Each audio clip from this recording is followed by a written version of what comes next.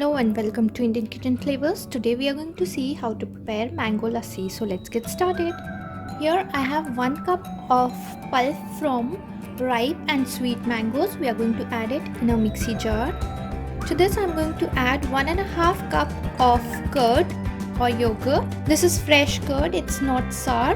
So make sure you're using plain curd which is fresh and not sour.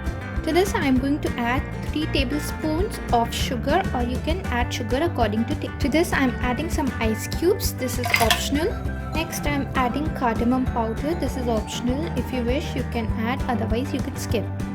Now we will blend everything well until all the ingredients have combined well and there are no chunks. So now as you can see, everything has combined well and the consistency also looks fine to me, but if you feel the need of adding more water to adjust the consistency, you can do so.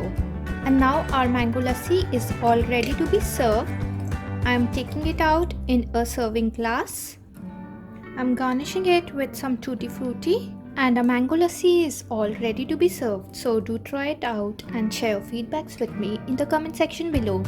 If you like today's recipe, please don't forget to hit the like button. Please do not forget to subscribe to my channel.